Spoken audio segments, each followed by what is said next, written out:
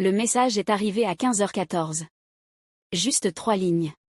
Aucune salutation, aucune chaleur, juste une conclusion glaciale. Ne viens pas à l'anniversaire de papa. Tu ne fais pas partie de cette famille. Si tu essaies, j'appelle la sécurité. Chase Carrington. Mon demi-frère. 3 ans de moins que moi. Cadre à temps plein, gardien autoproclamé de tout ce qui touche à Carrington & Son. Ces mots étaient toujours taillés net, comme les haies de notre domaine d'enfance, tranchants, impeccables, conçus pour blesser. Je suis resté à fixer l'écran plus longtemps que nécessaire, comme si un autre message allait apparaître en dessous. Quelque chose de plus doux. Quelque chose qui dirait qu'il ne le pensait pas vraiment. Mais rien n'est venu. Une seconde vibration fit de nouveau s'allumer l'écran. M'a dit, s'il te plaît, comprends. Ce soir est crucial pour les relations professionnelles de ton père. Ne rends pas les choses plus difficiles qu'elles ne le sont. Diane Carrington. Ma belle-mère. Elle a toujours su déguiser la cruauté en faveur. S'il te plaît, comprends. Comme si je n'avais pas passé des années à essayer. Je posai lentement le téléphone, le laissant reposer au bord de mon bureau, à côté d'une boussole en argent terni, celle de ma mère. Elle me l'avait donnée le jour de mon départ pour le MIT. Au dos, les mots brillaient encore sous le métal usé. Ne suis jamais les cartes. Trace ton propre chemin.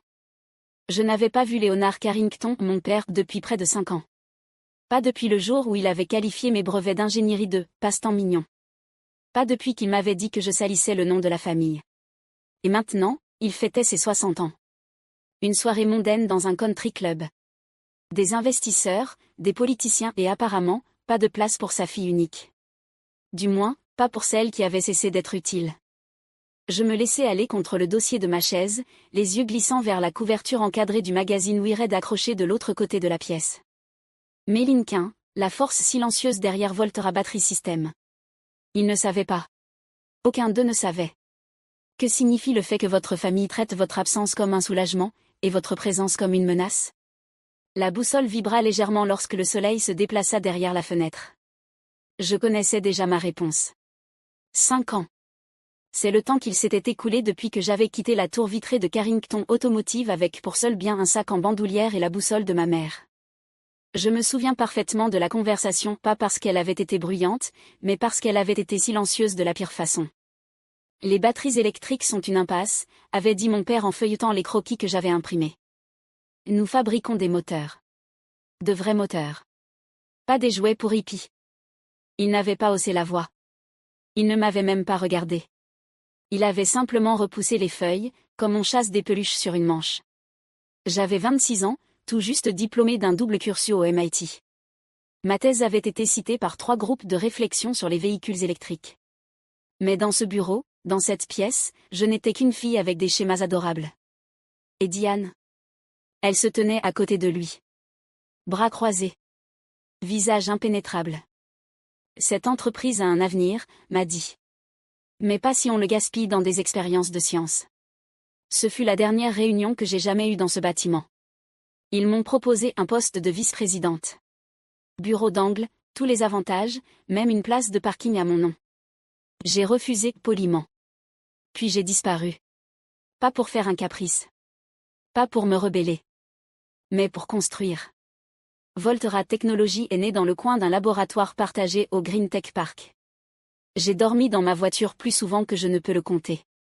Je me suis nourri de distributeurs automatiques. J'ai appris à souder entre 2 lettres de refus de bourse et des crises d'angoisse nocturne. Les gens croient que créer quelque chose de nouveau, c'est glamour. Ça ne l'est pas. C'est solitaire. Silencieux. Comme le deuil, mais avec plus de tableur. Mais j'y ai cru. J'ai cru en elle. La fille avec la boussole et un dossier rempli de rêves. La première personne à remarquer que j'étais partie? Chase. Il m'a retiré du groupe familial une semaine après mon départ. Aucun message. Juste disparu. Comme si je n'avais jamais été la sœur qui veillait tard pour l'aider en physique à la fac. Celle qui le couvrait quand il avait raté la thermo et ne voulait pas que notre père le sache. Je ne lui en ai même pas voulu. Il protégeait son avenir. Le fil en or. Le vrai héritier Carrington. Et moi? J'ai pris le nom de jeune fille de ma mère, et je suis devenue quelqu'un d'autre. C'est étrange de voir combien de temps on peut vivre sans qu'on s'aperçoive de votre absence. Plus étrange encore, personne ne demande jamais pourquoi vous êtes parti. Seulement quand vous reviendrez. Mais je ne revenais pas. Pas pour eux. Seulement pour la vérité. Si personne ne se souvient de ce que tu as donné. Est-ce que ça veut dire que ça n'a jamais compté? L'appel est arrivé juste après 18 heures. J'étais pieds nus dans la cuisine, fixant la bouilloire en train de chauffer sans me souvenir si j'y avais mis de l'eau. Tout est prêt pour ce soir, a dit Jérémy. Sa voix était posée. Sèche. Il réservait toujours la chaleur pour les heures creuses. L'équipe d'Harrison a confirmé l'annonce. Tu es sûr de vouloir le faire comme ça? Jérémy Lee était là depuis le début. À l'époque où Voltera n'était encore qu'un nom prometteur et un établi bricolé dans un coin de garage. Il avait quitté un poste garanti à 6 chiffres chez Tesla pour m'aider à bâtir quelque chose en quoi personne ne croyait sauf nous. J'ai éteint la plaque, regardant la résistance rouge s'éteindre lentement. Oui, ai-je dit. Je dois y être. Il doit me voir. Léonard. Tous. Jérémy a marqué une pause. Alors James Harrison a personnellement demandé ta présence. Tu es le visage désormais, m'a dit. C'est le moment. James Harrison n'était pas juste un autre investisseur. C'était l'investisseur. Milliardaire. Silencieux. Maîtrisé. Le genre d'homme dont le nom redresse les PDG et fait éteindre les enregistreurs aux journalistes. Sa firme tournait autour de Carrington Automotive depuis des mois, observant l'hémorragie de parts de marché et de liquidités en temps réel. Mais il n'avait pas encore agi. Pas avant que Voltera n'entre en scène. Pas avant que je dise, je leur offrirai les droits en premier. Mais je livrerai l'offre moi-même. Je me suis habillé en silence. Aucun logo de créateur, aucun signe tape à accent grave l'œil, juste une robe bleu marine aux lignes épurées, des escarpins noirs plats, et la boussole de ma mère autour du cou. Elle cliquetait doucement à chacun de mes mouvements, comme un battement de cœur trop discret pour s'entendre. En bas, la voiture m'attendait. Je me suis arrêté devant la porte, la main sur la poignée, mon pouls soudain assourdissant dans mes oreilles. Ils ne sauront pas qui tu es, avait dit Jérémy un jour. Ils sauront, avais-je répondu. Mais pas encore. Je suis resté là une minute entière, le poids de la soirée me comprimant la poitrine. Puis j'ai ouvert la porte et je suis sorti dans le froid. Si tu es la réponse à leurs prières, mais qu'ils ne savent pas que c'est toi, leur dois-tu quand même un miracle? Le Carrington Country Club n'avait pas changé. Toujours les mêmes colonnes de calcaire. Les mêmes grilles en fer forgé, recourbées comme des ronces. Le même voiturier ganté de blanc, trop souriant, trop discret. Je suis sorti de la voiture et ai lissé le devant de mon manteau. Un instant, j'ai aperçu mon reflet dans les grandes vitres grandes, encore étrangères. À l'intérieur, les lustres brillaient comme des feux d'artifice figés. Le jazz flottait dans l'air comme un parfum hors de prix. Une bannière dorée ornait le mur du fond. Joyeux 60e, Léonard. Écriture élégante. Aucune chaleur. À l'entrée, une tablette vacillait dans les mains d'une femme aux cheveux blonds brillants, un sourire crispé trahissant ses nerfs. Emma Carrington. L'épouse de Chase. Toujours polie. Toujours calculée. Ses yeux se sont agrandis en me voyant. Une main s'est crispée sur sa tablette. L'autre a cherché instinctivement son téléphone. M'a dit Emma, tu n'es pas, je veux dire.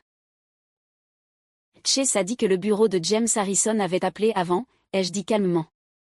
Mon nom est sur la liste. Ses doigts ont glissé sur l'écran.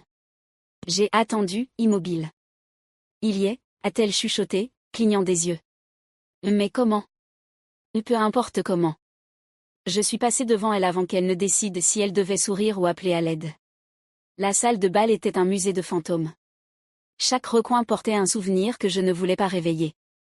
Diane se tenait près du bar, drapée de soie émeraude, riant trop fort avec un conseiller local.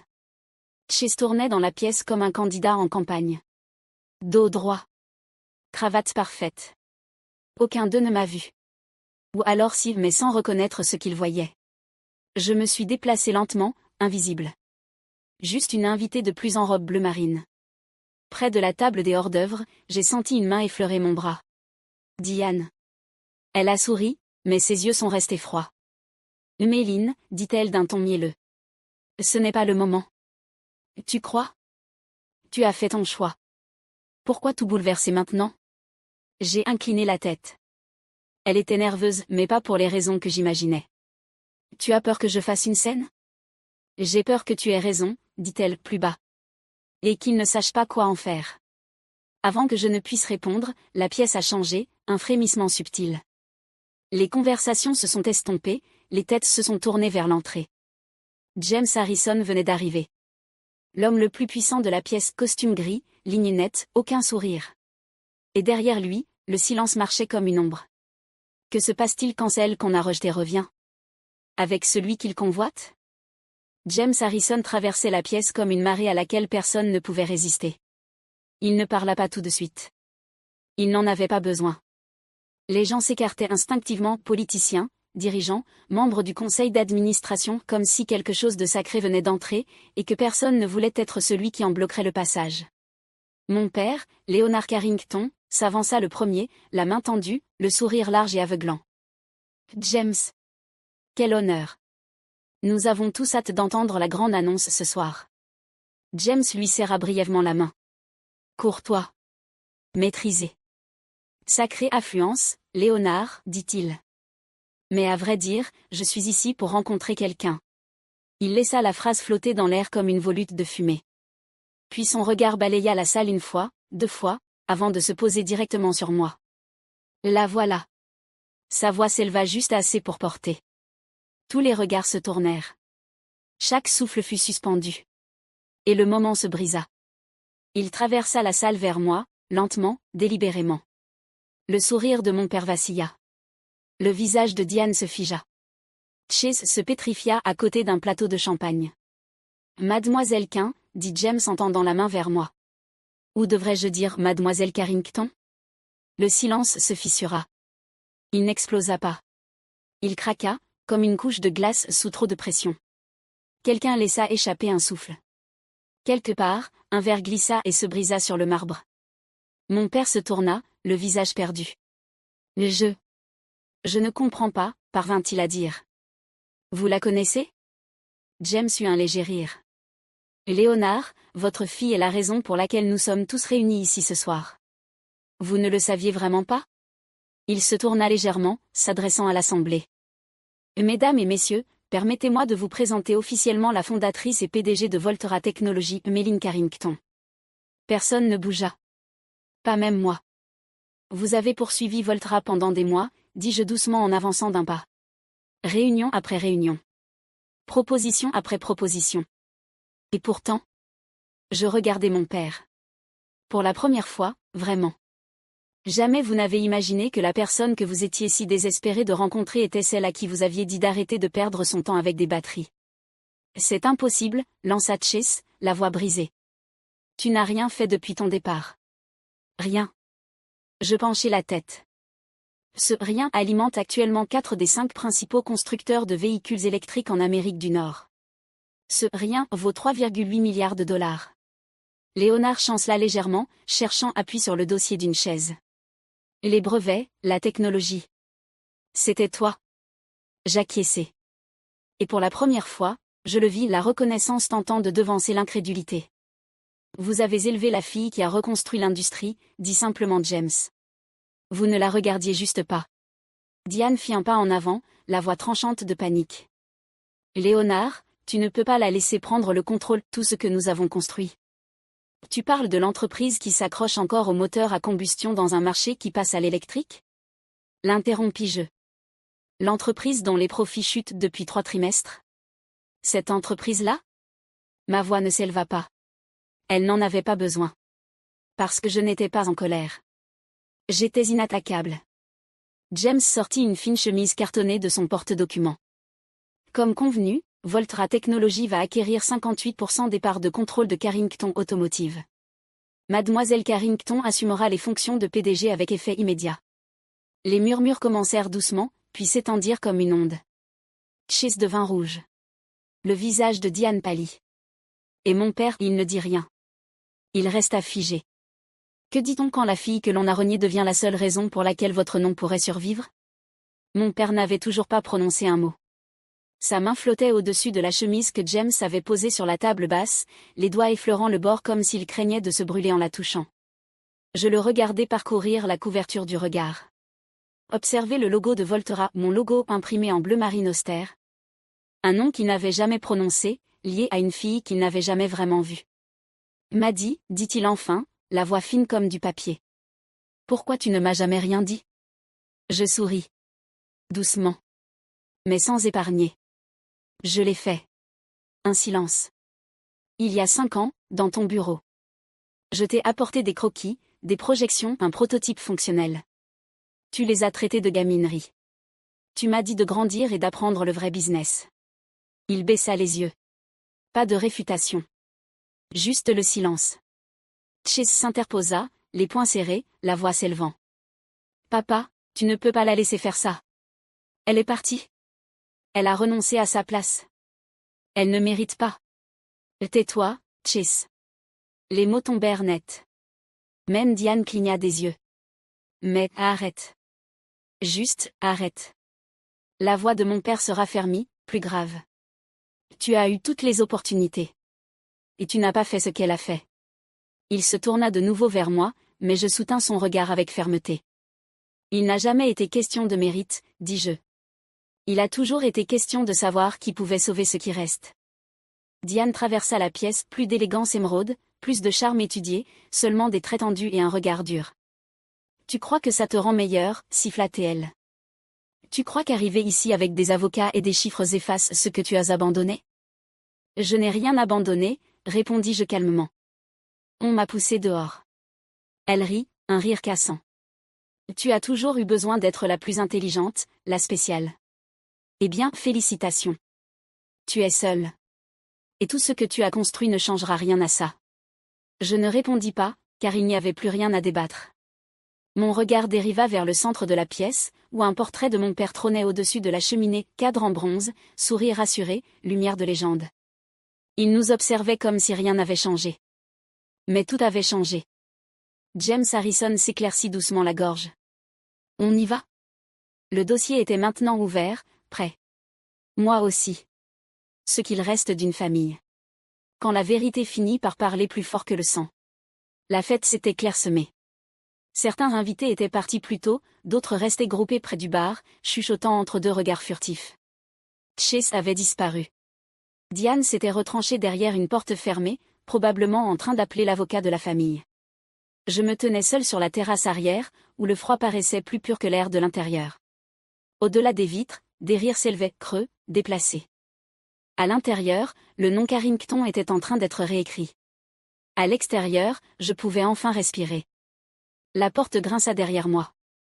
Je ne me retournai pas, mais j'entendis les pas plus lents que dans mes souvenirs. Plus doux aussi. Maddie, dit doucement mon père.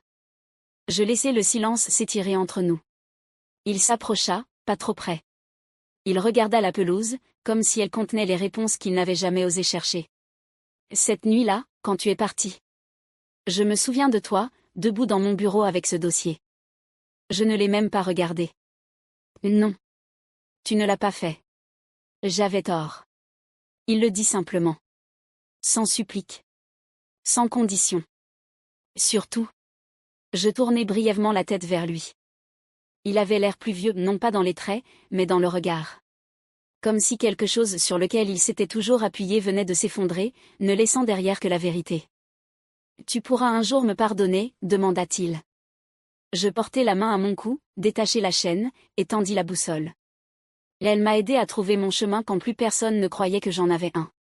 Il la regarda, mais ne la prit pas. Alors je la posai entre nous, sur la rambarde de pierre. Je ne suis pas ici pour revenir en arrière, dis-je. Je suis ici pour construire quelque chose vers l'avant. Si tu es prêt à apprendre de ta fille, je suis prête à t'enseigner. Il acquiesça sans empressement, sans perfection, mais avec humilité, pour la première fois de sa vie. Parfois, le prix de ne pas écouter, c'est tout ce qu'on n'a jamais su qu'on possédait. Le lundi matin arriva plus froid que d'habitude. Un ciel tranchant, une lumière plate, et du givre dessinant les bords des fenêtres de Carrington Automotive, bientôt Carrington Voltrad Technology. Je traversai le hall principal pendant que des inconnus chuchotaient et que des visages familiers détournaient les yeux, ne sachant comment saluer un nom qu'ils avaient autrefois effacé de leur histoire. Le bureau de Chase était sombre. Vide. La plaque nominative déjà retirée. Les œuvres de Diane, sculptures, impressions sur toile, ce mur absurde de métal abstrait avaient été mises en caisse pendant la nuit. L'héritage ne tient jamais longtemps quand la propriété change de main. Mon nouveau bureau se trouvait tout en haut de l'aile. Même vue, mais une gravité différente. Sur le bureau, une seule boîte, emballée dans du papier de soie bleu marine. Pas de mots. Juste un colis. Je l'ouvris lentement. À l'intérieur, le vieux manuel d'ingénierie du MIT de ma mère usé sur les bords, maintenu par un ruban jauni. Une page était marquée par une enveloppe fanée.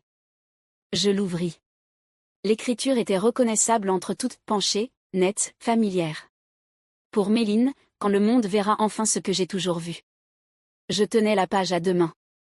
Sans trembler, juste immobile. La pièce était silencieuse, sauf pour le tic-tac de l'horloge murale. En face de moi, la lumière du soleil passait à travers les stores, accrochant l'éclat argenté de la boussole sur le rebord de pierre. Y avait laissé. Là où il pouvait la voir. Là où il pouvait décider quoi en faire. Je regardais la ville que j'avais jadis quittée non plus comme une fille, non plus comme un fantôme, mais comme l'architecte de quelque chose de nouveau. Et je n'avais plus besoin d'expliquer ça à qui que ce soit. On m'avait demandé pourquoi j'étais partie. Personne n'avait jamais demandé ce que j'avais construit.